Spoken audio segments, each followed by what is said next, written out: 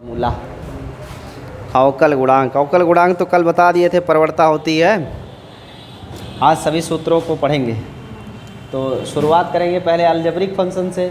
Algebraic function है यानी पहले आपको बीजगणितीय फलन पढ़ने हैं, फिर आपको त्रिकोणमितीय फलन पढ़ने हैं, उसके बाद बीजगणितीय, त्रिकोणमितीय, लघुगणकीय और चरघातांकीय 4 प्रकार के फलन पढ़ने हैं। तो मुख्य रूप से पहला जो एक फॉर्मूला है वह differential of x power n बराबर होता है n into x power n minus 1। दूसरा फॉर्मूला है differential of square root x, but छोड़ देते हैं इसको, आगे चल के पढ़ लेंगे हम लोग। डिफरेंशियल ऑफ साइन x बराबर होता है cos x। Differential of cos x बराबर होता है ऋण साइन x।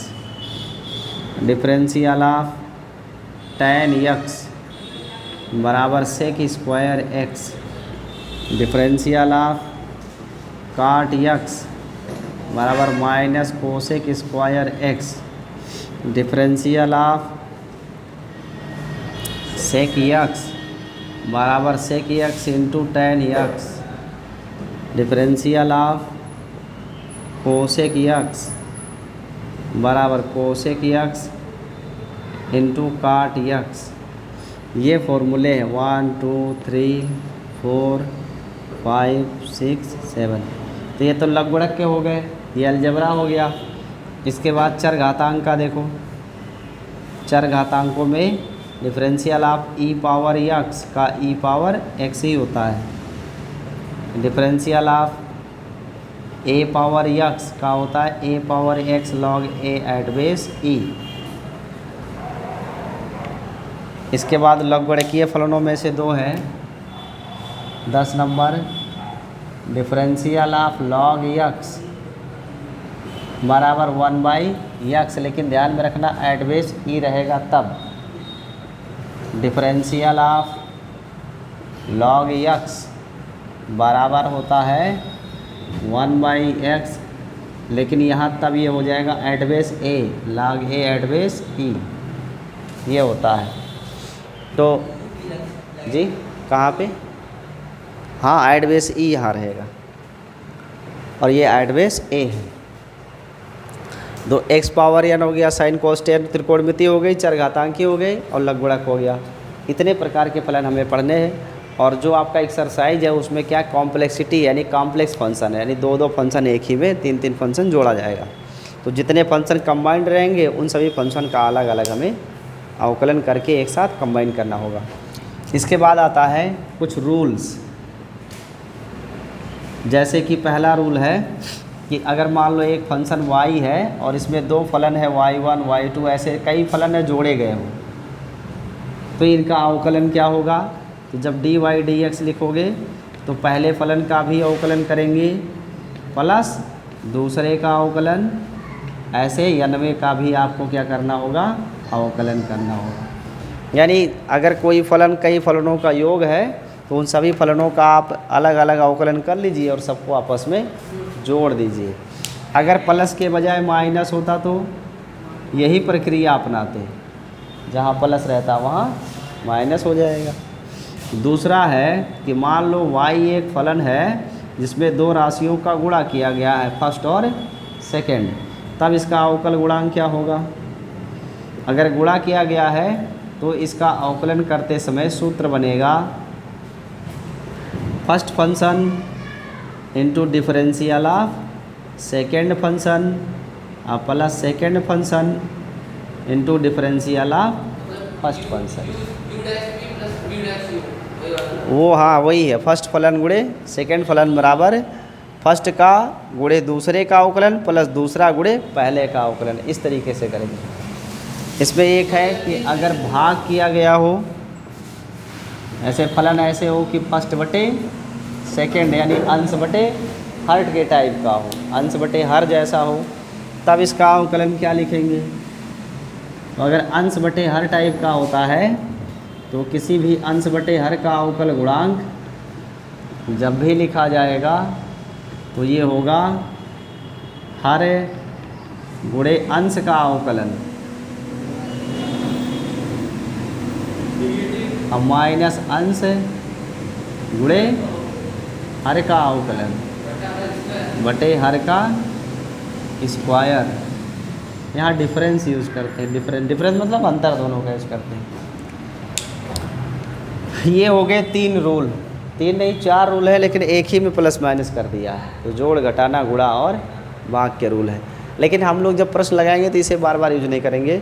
इसको ऐसे भी तो लिख सकते हैं, फर्स्ट इंटू सेकेंड की पावर रेडिएट, तो उससे गुणन वाले से लग जाएगा, बस ऐसे करके लगा लेंगे। भाग वाला थोड़ा टिपिकल हो जाता है, सॉल्व करना भी कठिन हो जाता है। तो इतने हैं फॉर्मूले, इन्हें आप नोट कर लो। फिर इसमें से आपको कुछ जो है प्रथम सिद्धांत से प्रूव करके दिखा देते हैं कि यह आता कैसे है। तो इसे इतना नोट कर लो, फिर प्रूव कराते हैं एक एक करके। ये हमें सीखना है, ठीक है, कि साइन का अवकल गुणांक कास कैसे होता है।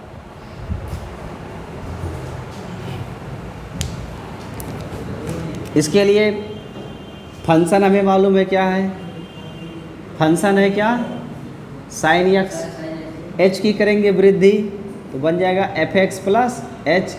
तो यहाँ भी तो वृद्धि करके साइन एक्स प्लस एच करना होगा, लेकिन एच टेंस टू क्या रहेगा 0। अब प्रथम सिद्धांत क्या कहता है कि जो अवकल गुणांक लिखोगे D D X of F X, वो होगा limit H tends to 0 F of X plus H और minus F of X and whole divided by H. यही तो अवकल गुणांक है। तो हो जाएगा limit H tends to 0 F X plus H की जगह क्या यूज़ करेंगे, साइन एक्स प्लस एच, और माइनस एफ एक्स के लिए क्या यूज़ करेंगे, sine of X and whole divided by h. So limit H tends to 0 1 by h, और यहाँ क्या बनना है, सिर्फ साइन एक्स प्लस एच और माइनस साइन एक्स बन रहा है। अब आप यहाँ ध्यान दें, अगर हम एच का मान 0 रख देते हैं तो 1/0 आ जाएगा, तो 1/0 रखोगे अनंत हो जाएगा, अपरिभाषित हो जाएगा, इसलिए ये नहीं रख सकते। तब इसको और अधिक हल करेंगे। हल करने के लिए ये सूत्र दिख रहा है sine C minus sine D का, sine C minus sine D बराबर होता है 2 cos C plus D by 2 और into sine C minus D by 2। तो ये मान हम यहाँ हम प्रयोग करेंगे, तब हमें मिलेगा लिमिट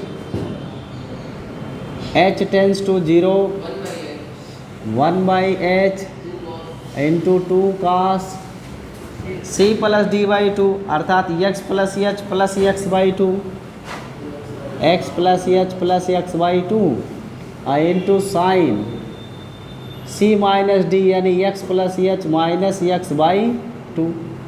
यही तो यूज़ करेंगे, एक बार सी प्लस डी बाई 2, एक बार सी माइनस डी बाई 2। जब ये मान आप प्रयोग करोगे limit H tends to 0 1 by h 2 cos, ये एक्स जुड़ के 2x हो जाएगा और plus h by 2 into sine x cut जाएगा, सिर्फ क्या बचेगा h बाई 2। अब यहाँ 2 फलन दिख रहे हैं, एक कास और एक साइन। अभी भी हम h का मान 0 नहीं रख सकते क्योंकि 1 बाई एच की वैल्यू तो इनफाइनाइट हो जाएगी। इसलिए हम यहाँ पर थोड़ा सा और परिवर्तन करेंगे और इस लिमिट को 2 भागों में तोड़ेंगे, एक साइन h बाई 2 और ये जो 2 बाई एच दिख रहा है ना, ये एक्चुअल में इसको 2 बाई एच भी तो लिख सकते हैं, 2 को बाहर कर लो। तो जो 2 बाई एच है इसको बटे में ले जाएंगे तो h बाई 2 नहीं हो जाएगा। ऐसा लिखते ही आपको बुद्धि आने लगेगी, बिल्कुल मासूम की तरह। और फिर लिमिट एच टेंस टू 0, दूसरा पार्ट यहाँ पे है कास 2x प्लस एच बाई 2। इतने का मान क्या होता है भाई, 1 होता है। Theta tends to 0 sine theta बटे थीटा का मान 1 होता है, तो पूरे की वैल्यू भी क्या आएगी 1। और इधर h की वैल्यू 0 रख सकते हैं। अब हम 2x प्लस 0 बाई 2, क्योंकि इसमें h का मान 0 रखने से यह परिभाषित नहीं होगा। अब क्या बच रहा है सिर्फ 2x/2, तो 2x/2 में कट गया 2 तो क्या आया, तो इसका मतलब differential of the function f(x) बराबर क्या मिला, cos x।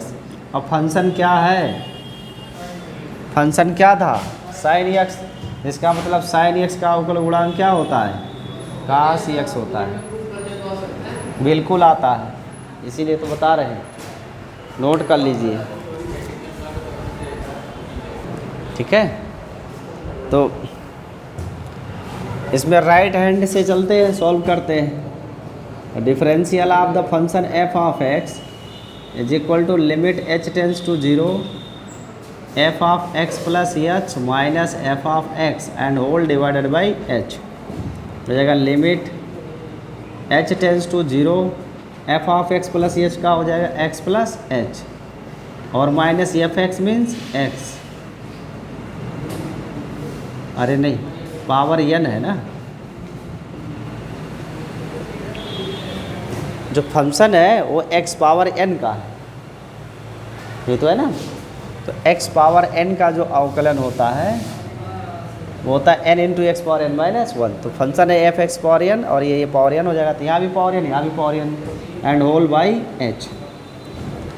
अब limit h tends to 0 1/h और ये x plus h power n है, इसमें से x कॉमन ले लो, तो x कॉमन ले लेंगे तो 1 बचेगा और h/x हो जाएगा और पूरे के पावर n है, तो यहाँ भी पावर n और यहाँ भी पावर n रहेगा ही।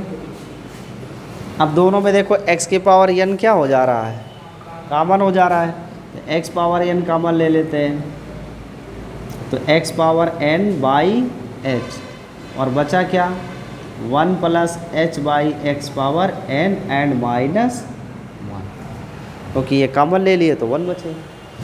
अब इसमें आप मान रखो, बट प्रसार लिखना पड़ेगा। एक प्रसार होता है 1 प्लस x पावर n बराबर 1 plus nx plus n into n minus 1 by factorial 2 into x square plus n into n minus 1 into n minus 2 by factorial 3 into x cube plus dot dot.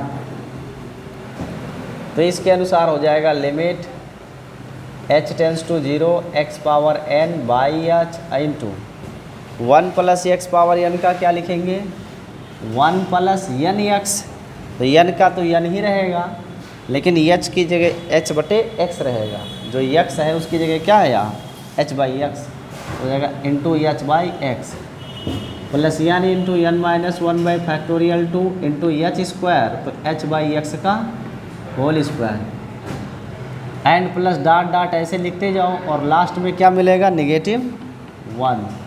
तो ये -1 +1 से cut जाएगा, सिर्फ बचेगा limit h tends to 0 x power n by h और into n into h/x plus n into n minus 1 by factorial 2 into h square by x square plus ऐसे आएगा n into n minus 1 into n minus 2 by factorial 3 h cube by x cube plus dot dot, ऐसे तो मिलेगा। अब इस पूरे में देखो तो एक रिजल्ट कॉमन है, क्या कॉमन है h/x पूरे में कॉमन है, तो limit h tends to 0 x power n by h और n इंटू h/x कॉमन ले लो, तो यहाँ बचेगा 1 प्लस n निकल गया और h/x निकल गया, तो सिर्फ बचा n minus 1 by factorial 2 into h by x। यहाँ से n निकाल दिए तो क्या बचेगा सिर्फ n minus 1 n minus 2 by factorial 3 और into h square by plus dot dot.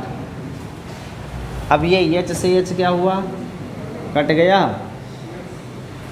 एक बात ध्यान से सुनो, क्या अब हम h का मान 0 रख सकते हैं, क्योंकि ये h कट गया, अब तो अनंत यहाँ से नहीं आएगा, और h का मान अगर यहाँ 0 रखोगे तो ये पूरा 0 हो जाएगा, h का मान यहाँ 0 रखोगे तो पूरा 0 हो जाएगा, सिर्फ बचेगा क्या 1 और बाकी सारे पद हो जाएंगे 0।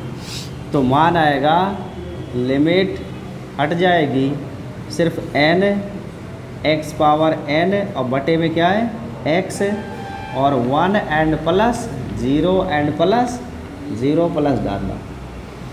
अब x की घात कुछ नहीं तो 1 माना ही जाएगा, और 1 को अंश में ले जाएंगे तो एक घात इसमें से कम हो जाएगी और सिर्फ 1 आएगा। तो इस तरीके से हम कह सकते हैं कि x पावर n का अवकल गुणांक nx पावर n माइनस 1 होता है। ठीक है, तो ये प्रूव्ड हो गया। ऐसे सिद्ध करते हैं इसको, नोट कर लीजिए।